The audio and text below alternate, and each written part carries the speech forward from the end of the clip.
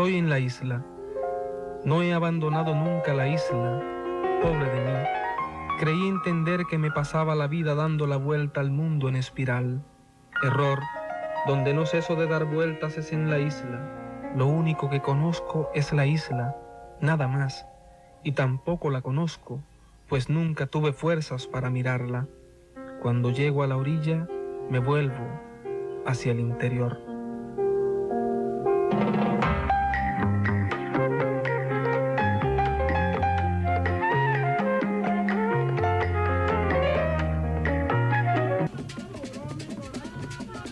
Buenas noches, amigos televidentes, amigos radioyentes, bienvenidos a su programa Conversación en la Catedral. La entrega de esta noche es muy especial. Vamos a tratar un tema muy sensible para nuestra cultura, un tema de muchísimo interés, y es la cultura del cimarronaje.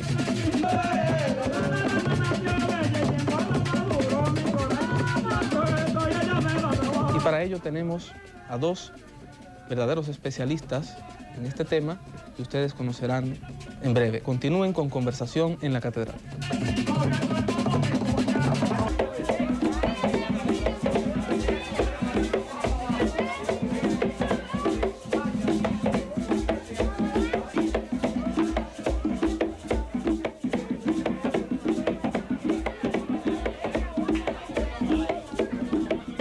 Bien, amigos, y para conversar esta noche sobre el tema del cimarrón y la cultura del cimarronaje, nos acompañan dos expertos en esta materia. Darío Solano, animador cultural, director de la Fundación, o parte de la directiva de la Fundación Cultural Bahía Honda, coordinador del Festival del Cimarronaje, entre otras actividades culturales y sociales que desarrolla Darío. El profesor José Antinóe Fiallo, quien es catedrático, historiador, comunicador social, investigador, dos expertos, como ya he dicho. Buenas noches, bienvenidos a Conversación en la Catedral. Bueno. Yo quisiera, antes de que entráramos en materia sobre el cimarrón, el cimarronaje, el Festival del Cimarronaje en nuestro país, que creáramos un marco conceptual que nos ayude y sobre todo ilustre a los amigos que nos siguen a través de las frecuencias de radio y de la televisión a definir un concepto de cultura y de otros fenómenos propios de la cultura, para que así entonces vayamos creando un marco referencial, un marco conceptual en el cual nos movamos. ¿Qué entienden ustedes por cultura? Bueno, es una gran pregunta. Y precisamente en estos últimos tiempos hay una gran preocupación al interior de los organismos especializados de las Naciones Unidas frente a un proceso de interpelación del concepto de cultura que hasta nosotros ha llegado. Tradicionalmente el concepto de cultura estaba muy relacionado a todo lo que era cultivo, pero además de eso implicaba también una visión un tanto excluyente, porque se determinaba qué civilizaciones, quiénes pertenecían a un área de civilización y quiénes eran bárbaros. Y entonces excluía y no reconocía que todos los pueblos, que todos los segmentos sociales son productores de cultura. Y es un caso muy parecido que pasa con los países de Latinoamérica y el Caribe, que desde el mismo proceso del descubrimiento siempre se nos ha visto como pueblos receptores de culturas y no como pueblos creadores de cultura. Entonces, en este proceso que se viene dando, sobre todo en la UNESCO, sobre la definición de cultura, hay que tener más bien lo que se ha llegado a una aproximación. Pienso que incluso muchos cientistas sociales latinoamericanos, como Eduardo Galeano, como Cancline en México, Mozambique, han aportado bastantes elementos. Yo pienso que una aproximación del concepto de cultura para un poco dejarlo o despejarlo de todo lo que era la visión del mero interés de la antropología física, y que nosotros vayamos como la suma de valores, una suma de valores construida o producida en un contexto histórico y socioeconómico por colectivos humanos, que va a determinar y va a marcar una referencia frente a su relacionamiento con sus iguales, incluso con sus diferentes, pero además de eso va a producir una cosmovisión, o sea, va a implicar el concepto de familia, el concepto de cómo ve la creación, la relación con su pasado, con la interpelación misma de su presente, pero además de eso, de cómo la cultura también va a permear todo lo que son los indicadores del desarrollo de una sociedad determinada. Sí, mire, yo creo que, retomando un poco lo que dice Darío, tú sabes que en América Latina últimamente se está reflexionando mucho sobre la problemática cultural a raíz de una cantidad de problemáticas y de conflictos que se han estado sucediendo en América Latina. Tú tienes el caso, por ejemplo, en Chile de lo que se denomina la nación mapuche, ahora en estos días en el Ecuador, la Confederación Nacional de Nacionalidades Indígenas hizo una propuesta de indígena ecuatoriana. Tú tienes en el caso de Brasil los movimientos negros brasileños que han hecho unas propuestas afro-brasileñas muy interesantes. Tú te encuentras, por ejemplo, los planteamientos en Perú, en el caso mexicano, específicamente los planteamientos del Congreso Nacional Indígena y del zapatismo. Sí. Y entonces uno en América Latina ha tenido que reflexionar y llega a unas conclusiones, vamos a decir, un poco prácticas en este sentido. Una cultura es un modo de vida. Cuando se habla de un modo de vida, para ponerlo de manera sencilla, se refiere a lo que los seres humanos se agregan a su cuerpo, es decir, lo que nosotros llamamos, puede ser un pantalón, una falda, una camisa, un arete, puede ser unos espejuelos, puede ser algún adorno en el cabello, la manera en cómo la gente trabaja con lo que opera, un aparato, un instrumento, la manera en que se relacionan los grupos a su interior, y entonces la manera en que reflexionan todas esas cosas, la manera en que piensan todo lo que se van agregando y todo lo que van haciendo, y naturalmente la manera en que ellos se relacionan.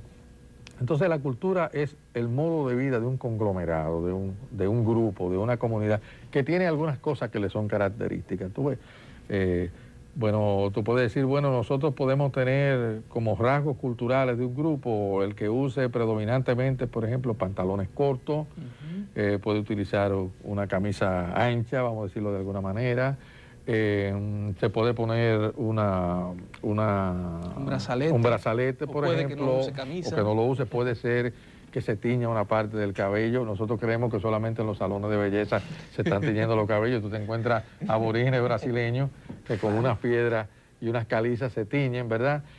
Bueno, puede utilizar un cuchillo, pueden utilizar una piedra, puede utilizar una computadora.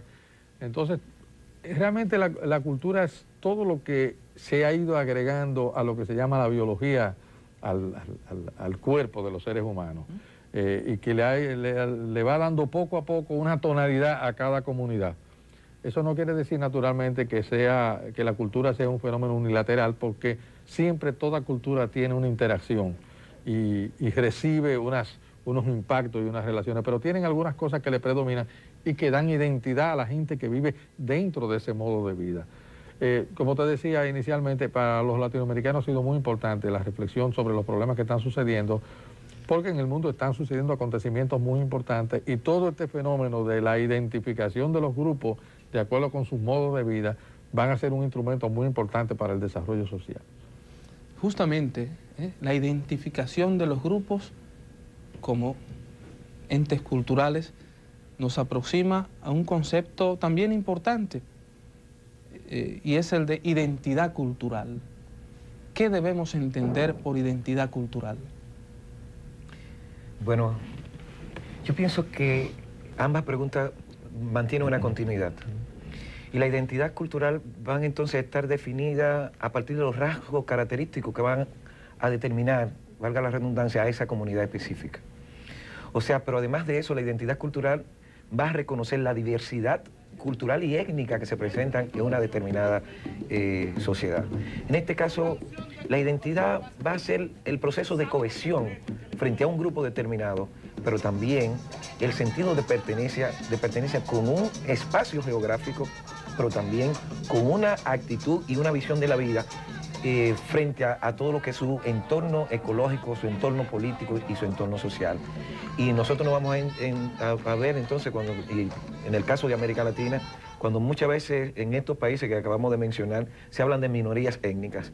Incluso fíjate que en países como México, Perú, Ecuador, supuestamente los indígenas son minorías, pero numéricamente son mayoría. O sea, hay que ver también cómo se están manejando este tipo de conceptos. Y sobre todo el problema de la identidad no va a estar definida en función de un determinismo biologicista. O sea, en función de quién es blanco, quién es amarillo, quién es negro. La identidad es un proceso bien dinámico que se incorpora permanentemente y que lo realizan los seres humanos en un proceso, primero, de reivindicación de la dignidad, pero además de eso, de un problema de empoderamiento en su contexto específico. O sea, la identidad entonces te va a conllevar a un proceso más que de identificación, de integración a un determinado espacio social y geográfico. Sí, fíjate, yo creo que diciendo algo en relación a lo que Darío aportaba, que la identidad tiene mucho que ver con la subjetividad. ¿En qué sentido? En que, como él decía, si en el grupo los componentes aceptan su pertenencia al grupo, se asumen como parte del grupo, es realmente cuando se acepta esa identificación, o sea, los sujetos que componen el grupo se identifican con ese modo de vida. Dicen, bueno, mira, yo me pongo los pantalones de esto, me gusta ponerme los pantalones así, como de tal manera, uso estos instrumentos, me relaciono con los demás predominantemente de tal manera. Creo en tales dioses, tengo estas creencias. Exactamente. Ahora, como dice Darío, claro, eso no quiere decir que dentro de la identidad no haya fenómenos que expresan diversidad. Es decir, tú puedes tener, por ejemplo, determinadas creencias comunes dentro de la propia comunidad, pero puedes tener algunas prácticas diferenciadas y creencias diferenciadas dentro de eso que predomina en el grupo.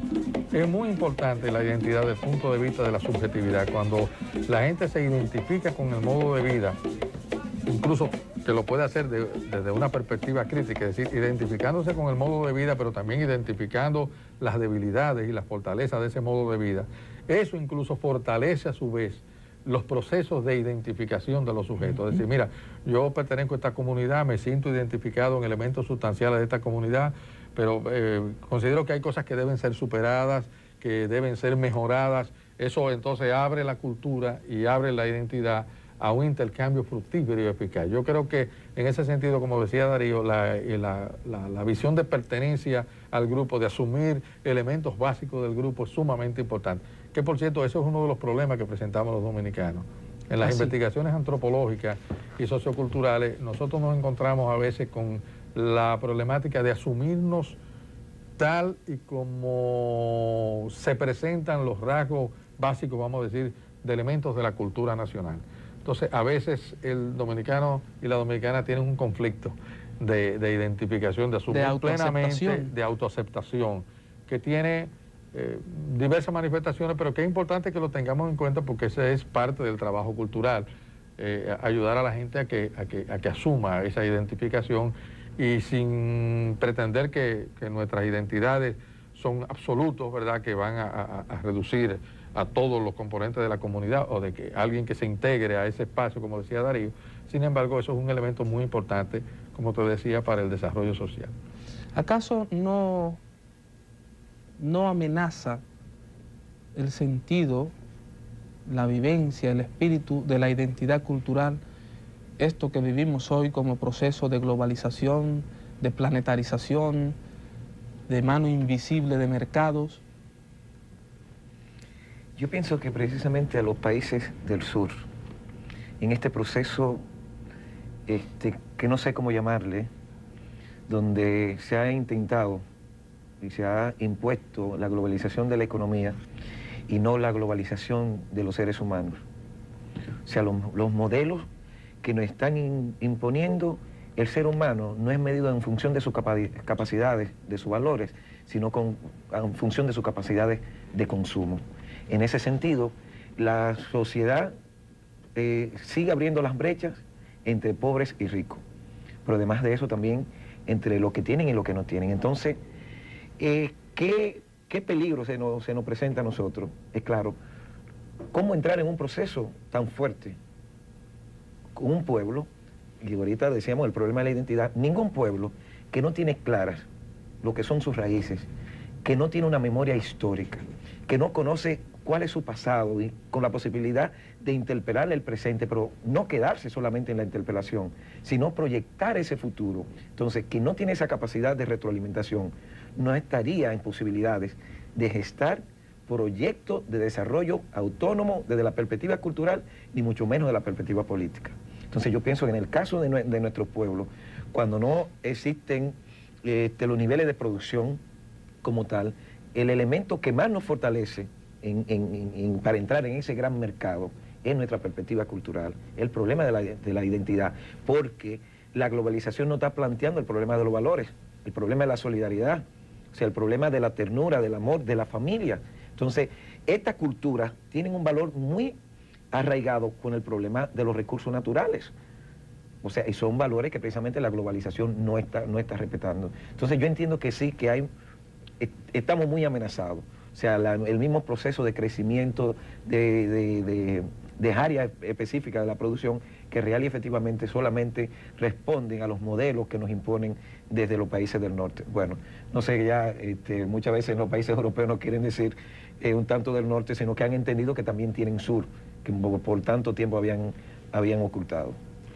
Sí, mira, yo creo que este proceso que se llama a veces de globalización o de mundialización, paradójicamente está produciendo también, como lo han dicho varios investigadores dedicados a eso, grandes procesos de fragmentación, y que aunque hay la intención de imponer un modo de vida, vamos a decirlo de alguna manera, y te hago un paréntesis que lo hacía fuera de cámara, el martes salió un artículo, una entrevista de Samuel Huntington en el periódico El País, donde él decía, el autor del libro sobre la lucha entre civilizaciones, él decía que había que hacer un esfuerzo superior para América Latina, para occidentalizar América Latina. Y te comentaba que un asesor personal del primer ministro de Inglaterra, Tony Blair, decía que las naciones posmodernas, se identifica sobre todo el grupo llamado de los 7, tenían que acostumbrarse a intervenir frecuentemente en las naciones premodernas. Entonces, paradójicamente, fíjate, este proceso de mundialización y globalización está produciendo polarizaciones, como decía Darío, extremas, muy grandes. Entre una pequeña élite hay 286 multimillonarios que tienen el mismo ingreso de prácticamente 3.000 millones de habitantes del planeta. Entonces, por otro lado, tenemos a esas mayorías que para poder defenderse de ese proceso, se aferran a sus identidades y a sus modos de vida. Eso es muy importante tenerlo en cuenta, porque paradójicamente podríamos llegar a la conclusión de que ese proceso de occidentalización va a llevar a todo el mundo al modo de vida norteamericano. Sin embargo, lo que se está observando también es que en ese proceso de polarización, los grupos aborígenes o originarios en los territorios americanos, los afrodescendientes, los mestizos pobres de las ciudades, están aferrándose crecientemente, y está pasando eso en África, está pasando en Asia, a su modo de vida, están redefiniendo su modo de vida, pero están produciendo reacciones culturales para defenderse de ese proceso. Entonces, lo que algunos especialistas señalan, y hay un texto muy interesante de Frank Hinkelamer, un teólogo que trabaja en Centroamérica, dice que muchas veces los fundamentalismos que nosotros observamos que están surgiendo en el mundo son respuestas culturales dentro de esas culturas del sur para defenderse de esos procesos de globalización. Entonces yo creo que es muy interesante la reflexión cultural, porque nosotros vamos a ver, y él dice, bueno, tenemos el fundamentalismo talibán, pero también tenemos el fundamentalismo del Fondo Monetario, de la Organización Mundial del Comercio, y entonces esa polarización genera sus dos fundamentalismos, ¿verdad? Y yo creo que en ese sentido habría que reflexionar un poco en eso, porque podemos vernos en una situación muy conflictiva. Vamos a hacer una muy breve pausa y continuamos con esta reflexión en el próximo segmento. No se muevan, continúen con Conversación en la Catedral.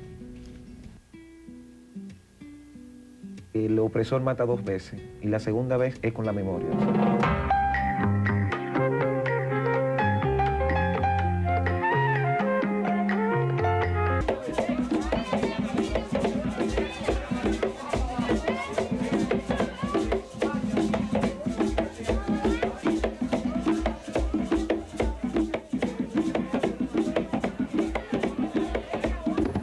¡Suena, mocosero!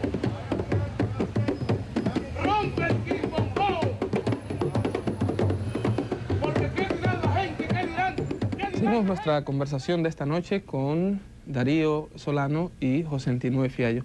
Darío, tú querías precisar algo a propósito de la última reflexión del profesor Antinue Fiallo.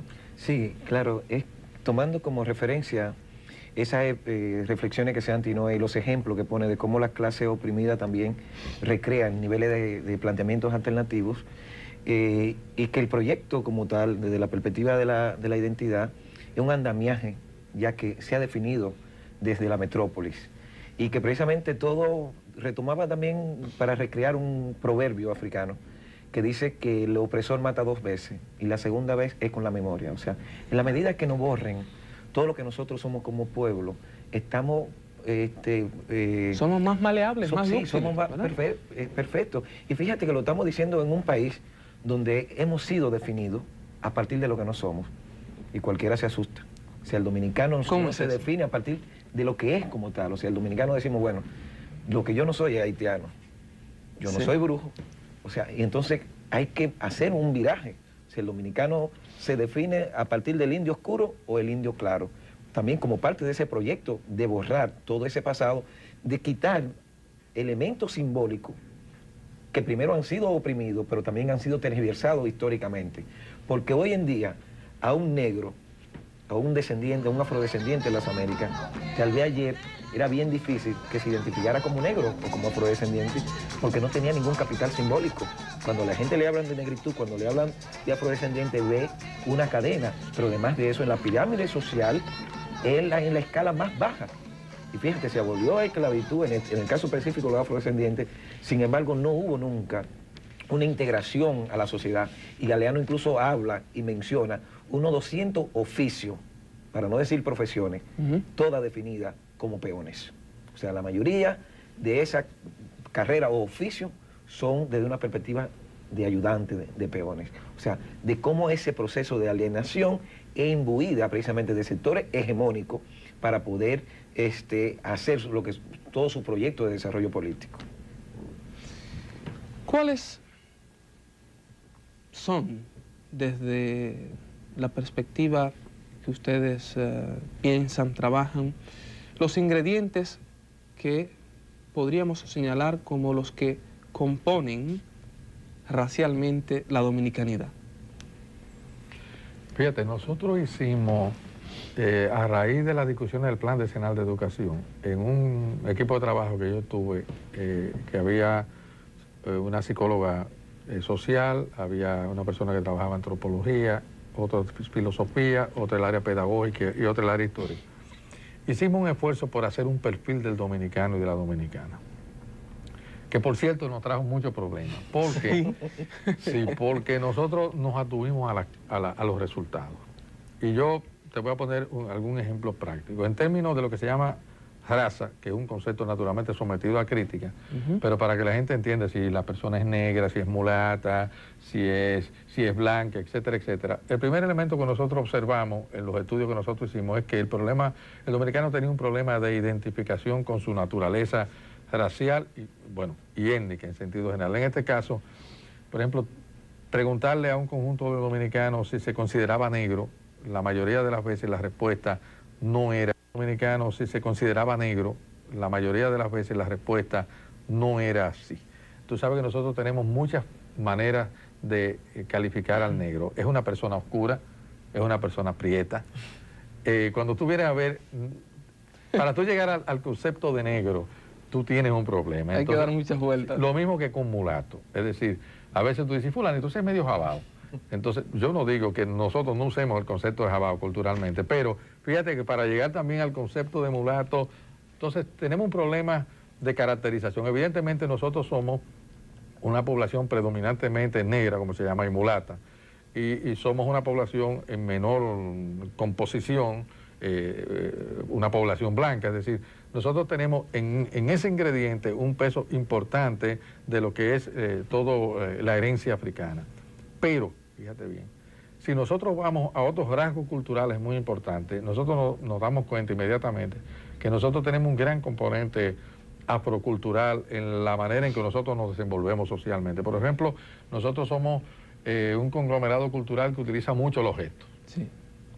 nosotros hicimos una discusión muy grande en relación a eso y claro... El lenguaje corporal. El lenguaje corporal. En el caso de los esclavos que fueron traídos a la isla acá, que eran traídos de distintas etnias...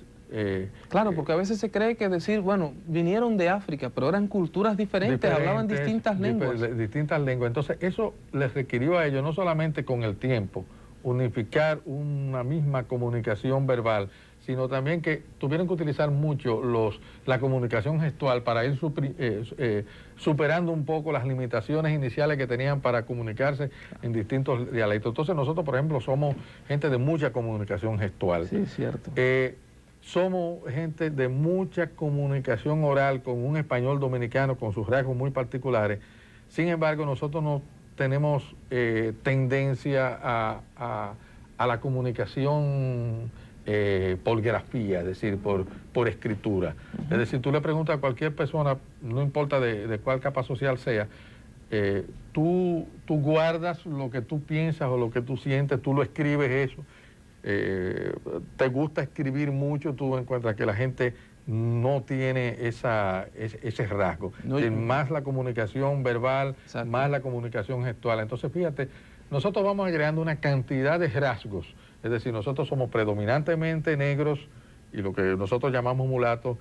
Tenemos mucha comunicación gestual y oral, poca comunicación gráfica. O sea, eso tiene sus implicaciones porque no sistematizamos mucho las experiencias, es decir, no nos sentamos, hoy me salió bien esto, mañana me puede salir mejor esto por tal y tal razón. Fíjate, yo creo, y nos trajo problemas como te decía, porque nosotros arribamos a esas conclusiones. Eso no quiere decir que ese perfil de la identidad sea un perfil desechable y negativo, sino que es un punto de partida para tú plantearte cómo tú transformas el perfil de los sujetos, cómo tú transformas también elementos de la identidad para ir un poco más allá. Pero nosotros, los dominicanos y las dominicanas, tenemos un poco que reflexionar sobre esas características para ver qué nos planteamos en el futuro y podernos asumir efectivamente con toda nuestra identidad. De modo que nosotros tenemos un componente africano, digamos, muy marcado, aunque se soslaye en la autodefinición cotidiana, ¿no? Que no aparece prácticamente. Tú ves que cuando uno discute muchas veces esos elementos de la ascendencia africana no aparecen claramente planteados, explicitados, porque se supone que lo negro, que lo africano, que lo pobre, que lo que se llama entre comillas rústico, que yo no me gusta ese término naturalmente, es algo que tiene que rechazarse. Entonces eso le crea un conflicto en la conciencia, como decía el compañero, del oprimido, porque cuando el oprimido no se acepta tal y como es, ya a él se le presenta el primer problema para poder enfrentarse a la vida, es decir, yo no me acepto como yo soy, yo no soy yo. ¡Somos mulatos! ¡Somos mulatos! Yo soy otra cosa, aunque sea eso, ¿verdad? Entonces, eso es un conflicto muy serio, tú sabes, que hay que trabajarlo con criterios pedagógicos muy acentuados. Sí, yo pienso en este momento incluso que la dominicanidad trasciende el marco de lo mulato, de lo negro y de lo hispano, para entonces traducirse en una suma muy diversa y que se van a encontrar armónicamente para producir un nuevo ser, o sea, el ser dominicano, el ser caribeño. Si definimos la dominicanidad, al dominicano y la dominicana en función del indígena, el negro y el español, nos vamos a entrampar desde la perspectiva histórica, o sea, nos vamos a quedar en el pasado. Hoy hay que verlo más diverso, en el sentido que muchas culturas, muchos aportes de diversidad étnicas han contribuido en lo que es la formación de la identidad del ser cultural dominicano. O sea, los asiáticos, claro, todo lo que ha sido la presencia de las islas, claro, o sea, de cómo hoy Estados Unidos tiene una presencia muy particular en todo lo que es el imaginario dominicano.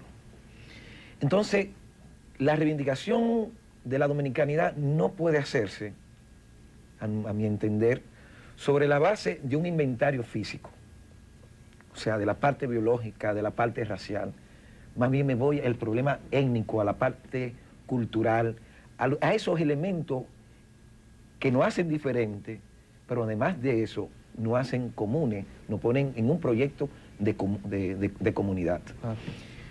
Veo porque esta perspectiva, primero hay que reconocer la sociedad dominicana dentro del marco de una pluralidad, de reconocimiento y no de tolerancia, de diversidad vista como una expresión de riqueza, o sea, de cómo el merengue, el atabal, la forma de vestir, la comida, pero también la creencia, o sea, cómo nosotros nos estamos identificando en ese proceso. Claro está, hay que hacer un énfasis de la reivindicación de la negritud, en el caso específico de la sociedad dominicana. Y esa reivindicación de la negritud no puede hacerse desde una perspectiva tampoco excluyente, de decir, de dejar atrás lo hispano. Jamás en la vida, porque tú te vas a encontrar que mucho enfoque que desde la perspectiva pasionaria de nosotros decimos tal expresión es africana, pero resulta que la mayoría, hay una gran limitación en el caso dominicano y del Caribe. La mayoría de la gente que hemos venido teorizando y que hemos querido reivindicar desde una perspectiva de la dignidad como tal, una africanía, no la estamos haciendo con referencia al África, de esa África que pasan en las imágenes de hambrura, de guerra étnica. Estamos hablando de una africanía que va mucho más hacia allá, de reconocer incluso como parte de elemento de todo lo que fueron el desarrollo de civilizaciones que muchas veces nunca nos llegan a nosotros. Un proceso histórico que no se puede obviar. Vamos a hacer nuevamente una pausa. Retornamos con los invitados de esta noche y el tema, el cimarrón y la cultura del cimarronaje, a los que vamos a entrar dentro de unos instantes.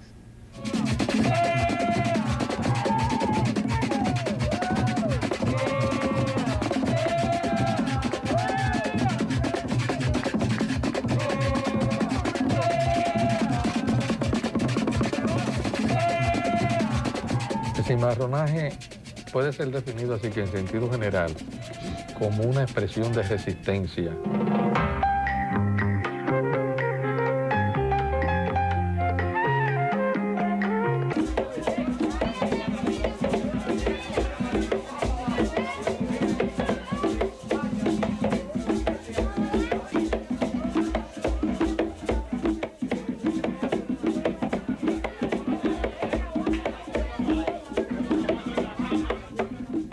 ¿Cómo surge en términos de proceso histórico determinado?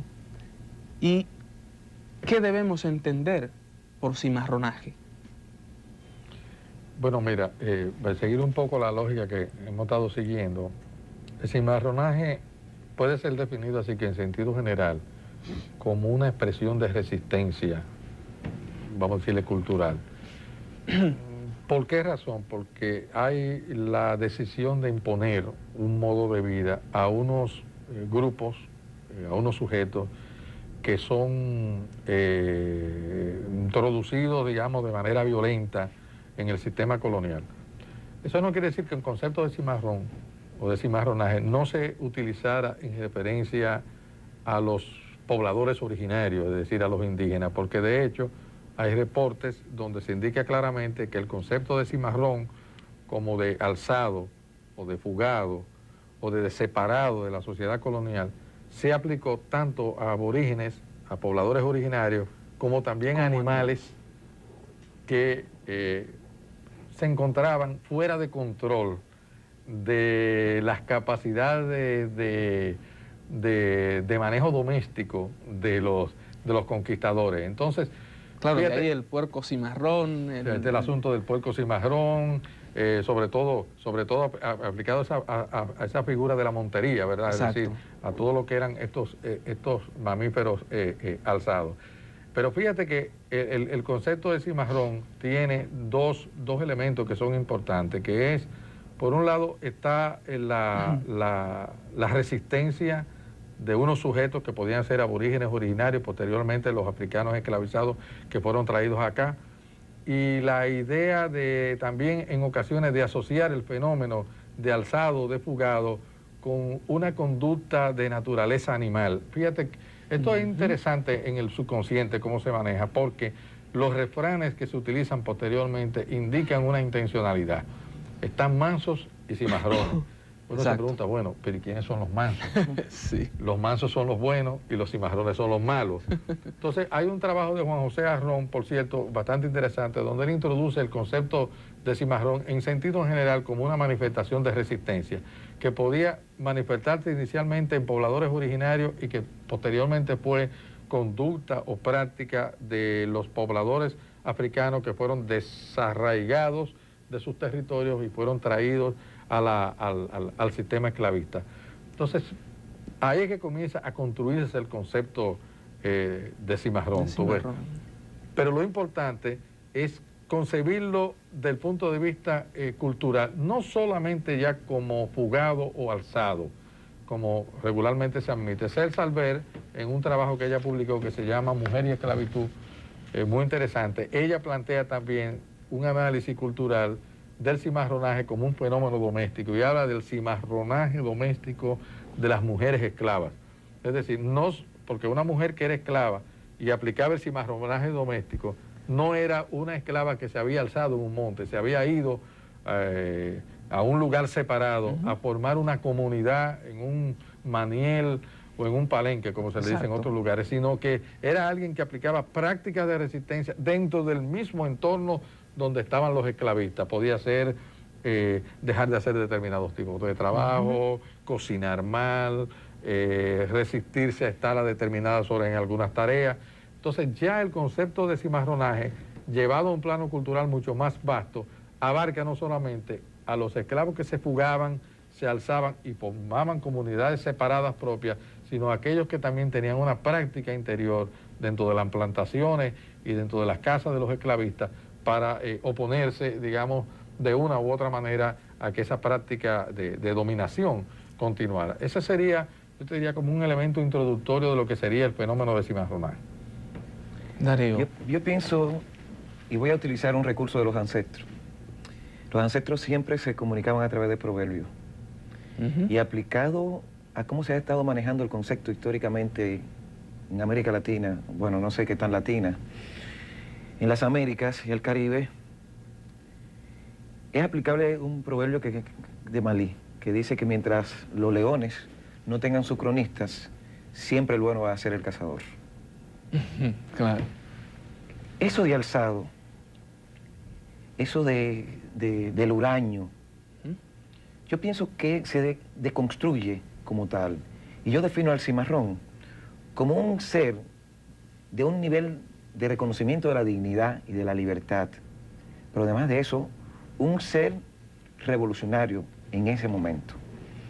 Porque el cimarrón no solamente resistía, o sea, ya cuando se convierte en cimarronaje, sino que cuestionaba todo lo que era el andamiaje que le estaba oprimiendo.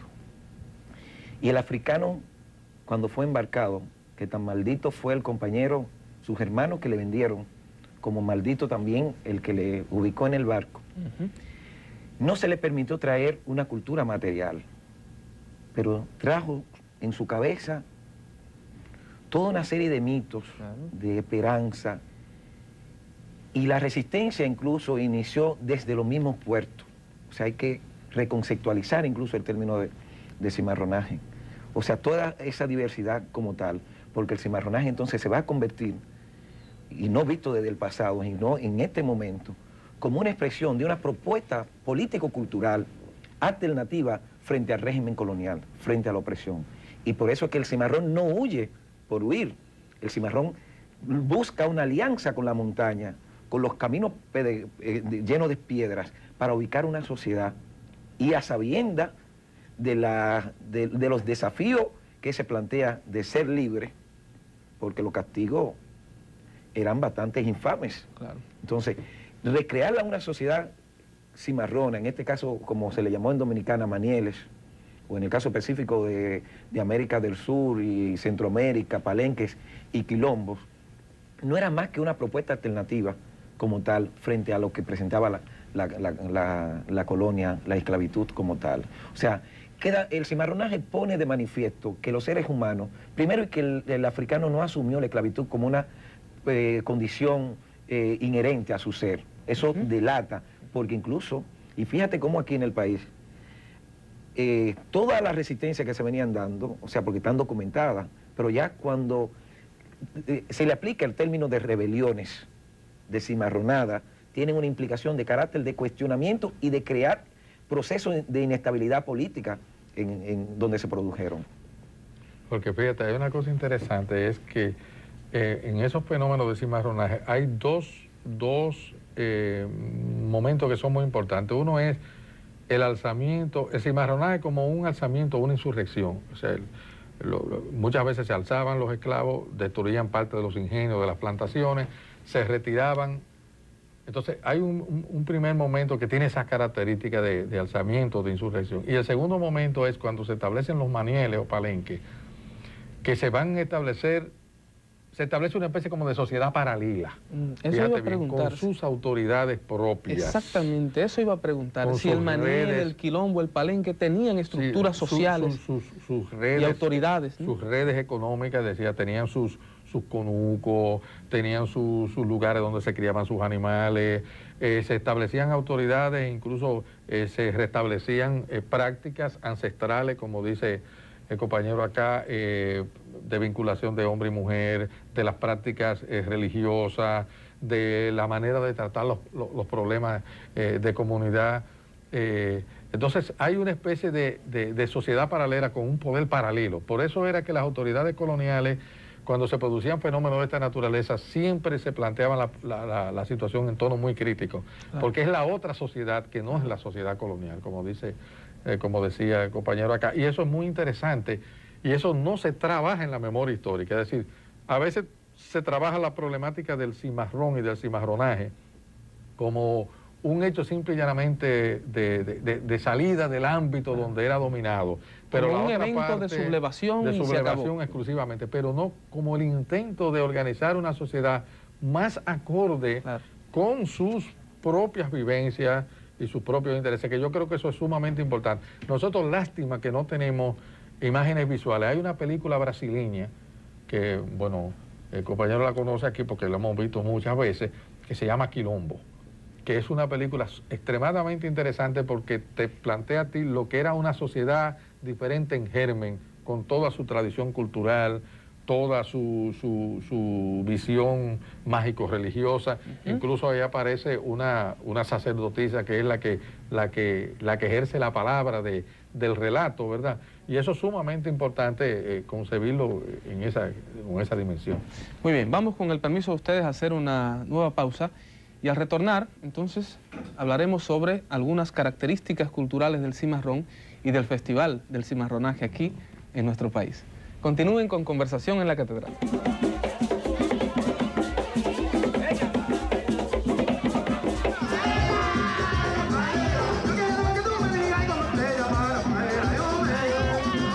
Ese cimarronaje que pasó en Dávalo, que ha estado pasando en Seattle, es una expresión de cimarronaje de los pueblos.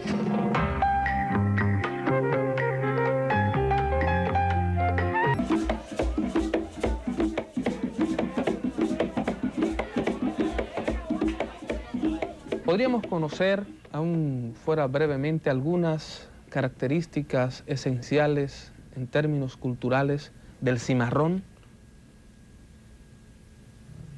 Pero yo pienso que sí, porque yo pienso que hay mucho, incluso hay un cimarronaje postmoderno también. ¿Postmoderno? Sí, yo pienso que sí. Sí, hay un cimarronaje postmoderno. Incluso lo que está pasando en Chiapas, o sea, es una expresión. El 1 de enero, cuando México entraba al primer mundo, resultaba que era mentira, que no podía entrar, y estalló Chiapas, Claro. con una reivindicación étnica, y como había otro país en México. Lo que pasó en Ecuador, que mencionaba ahorita Antinoe, con toda esa gran marcha, venciendo todos los obstáculos habido y por haber, que hizo la CONAI, o sea, está ahí. Ese cimarronaje que pasó en Dávalo, que ha estado pasando en Seattle, es una expresión de cimarronaje de los pueblos. Entonces hay una característica del cimarrón. Yo pienso que por un lado un ser sublime, rebelde y tierno. Un ser que asume la libertad como un elemento fundamental de su vida y de su proyecto. De un ser muy cuestionador, pero además de eso, de un ser con una gran capacidad de invención y de creatividad. Un ser que logra recrear una sociedad, que logra producir nuevas formas de comunicarse con la naturaleza, pero también de comunicarse con sus antepasados. O sea, el cimarrón también crea una medicina, lo que nosotros conocemos como la medicina tradicional. O sea, de cómo todas esas expresiones que ahorita hablábamos de globalización, precisamente la sociedad cimarrona como una propuesta alternativa. Y el cimarrón y la cimarrona necesariamente es ese ser que no asume, que no es sumiso, que es, además de rebelde y de resistente, es un ser que en cada palpital plantea la palabra y la práctica de libertad. Fíjate, hay una película cubana que nosotros utilizamos mucho con los maestros y las maestras, que se llama La Última Cena, de Tomás Gutiérrez Alea. Entonces, en esa película sale a relucir un poco el perfil de lo que sería un cimarrón, una cimarrona. El primer elemento que uno se da cuenta en el personaje que ellos presentan como eje frente al amo que se presenta es, se nos sugiere que el cimarronaje y el cimarrón es un insistente, es decir, allí sale la figura del esclavo que lo llevan, que ha tenido varios intentos de fuga, ¿verdad? No solamente de fuga, sino también de confrontación con el amo. Claro. Es decir, el primer elemento interesante en ese tipo de fenómenos es el sujeto que se va construyendo como un sujeto insistente en su demanda de libertad. Y contestatario. Contestatario, eso es lo primero. Lo segundo es que, y este es un aspecto que regularmente no se valora mucho por esa visión clasista de la interpretación. El cimarrón va construyendo también, es un elemento que construye un discurso que toma de la tradición de su procedencia con la modernidad, vamos a decirlo. Es decir, está reclamando su libertad, que es un elemento importante de la modernidad, y lo hace utilizando argumentos de su tradición. Por ejemplo, en esa película sale a relucir cuando este esclavo se enfrenta con el amo. Él le hace un embrujo al amo, le hace una especie de embrujo, saca un polvo y entonces habla de cómo él, para llegar a ser libre, se va a transformar en un ave, se va a transformar en un pez, se va a transformar en agua. Es decir, que es capaz de moverse para poder ser resistente, se mueve culturalmente, paradójicamente para algunos, en las dos culturas. Es decir, tiene... Entonces, en tercer lugar, un aspecto que yo creo que también es importante como se derivado de eso, que la actitud cimarrona es una actitud de habilidades estratégicas. Y es interesante lo que dice el compañero, porque que traslada el concepto de cimarronaje a la vida actual. O sea, habla del caso de Chiapas, el caso de las movilizaciones antiglobalización que se han estado dando, claro, de los movimientos indígenas y afroamericanos, etcétera, etcétera, de que para usted poder ser efectivo en su condición de cimarrón y de hacer cimarronaje, usted tiene que ir desarrollándose como estratega, que ese es otro elemento cultural muy importante. Es decir, ¿cómo es posible pensar a alguien que un negro, bruto, como le decían en la película cubana, y que no sabe escribir, sea un estratega? No, al final la película muestra cómo, a través de un proceso con muchas dificultades, este esclavo logra liberarse, digamos, salir de la dominación de la plantación e irse a un lugar donde se pudiera decir que fuera un lugar justo. Entonces, la idea de cimarrón y de cimarronaje tiene muchos perfiles interesantes que es importante rescatar, porque indica que a pesar de que tú no tengas todos los elementos, entre comillas, de la modernidad, no estén en ti y tú no los poseas. Sin embargo, esa idea de la modernidad es equivocada, porque lo que puede entenderse por modernidad es aquello que permite que los sujetos, a partir de sus tradiciones ancestrales, incorporen nuevos elementos que les permitan comunicarse culturalmente, moverse interculturalmente. Yo creo que la película de Gutiérrez Alea, yo creo que es muy interesante porque es un mensaje que uno debe utilizarlo para el momento actual, como decía Darío, y entonces ver que hay muchos cimarrones en realidad. Exactamente, y que no solo fueron en la nostalgia de la memoria histórica, sino que todavía... Darío, poco tiempo, pero hablemos algo del Festival del Cimarronaje. ¿Cuál es el propósito de esta celebración? Bueno, fíjate que siguiendo como la línea, ha sido un tanto cimarronal, el propósito no es más que llegar a un punto de partida de una aproximación de la dominicanidad. Una convocatoria desde lo festivo, o sea, porque la fiesta es la actividad más seria que desarrollan los seres humanos. Sí, cierto. O sea, de cómo recrear en ese espacio de testimonio histórico, en un lugar que es el ingenio azucarero, donde no era azúcar que se producía, sino era sangre, odio y látigo. De poner de manifiesto la capacidad creativa de nuestros pueblos caribeños, del pueblo dominicano, de cómo diablo convertir un espacio tan opresivo a convertirlo en un espacio donde se pueda recrear la solidaridad, la fiesta, el tambor, pero también reflexionar. O sea, el Festival de Cimarronaje no es más que una propuesta al sector cultural de nuestro país para que tengamos algunos referentes y poder, primero, desolvidar el olvido, pero además de eso, interpelar esa hipocresía que empaña todo lo que es el concepto de la dominicanidad. Muy bien. Una cosa, Adelante. yo quisiera soltar a la gente que vaya al festival. Nosotros tuvimos una experiencia el 7 de diciembre de 1996 con Darío, por cierto. Nosotros fuimos a Anigua con 500 maestros y maestras dominicanas. Ahí los maestros bailaron atabales, tú te recordarás. Se hicieron círculos de reflexión, después se hicieron poesías, décimas, se hicieron cantos, se hicieron maquetas. Entonces es una actividad cultural que yo creo que sería sumamente importante que los que puedan ir participen, porque el enriquecimiento puede también contribuir a que uno se le meta un poquito del espíritu cimarrón. Claro, y sobre todo a eso que señalábamos a lo largo de la conversación, a ese autoencuentro, a ese autodescubrimiento y sobre todo a esa autoaceptación que debemos ya nosotros los dominicanos empezar definitivamente a tener. Gracias, profesor José Antinor Fiallo. Gracias, amigo Darío Solano. Gracias por haber estado aquí con nosotros. A ustedes, amigos televidentes y amigos radioyentes, será hasta una nueva emisión de su programa Conversación en la Catedral. Gracias por habernos acompañado y muy buenas noches.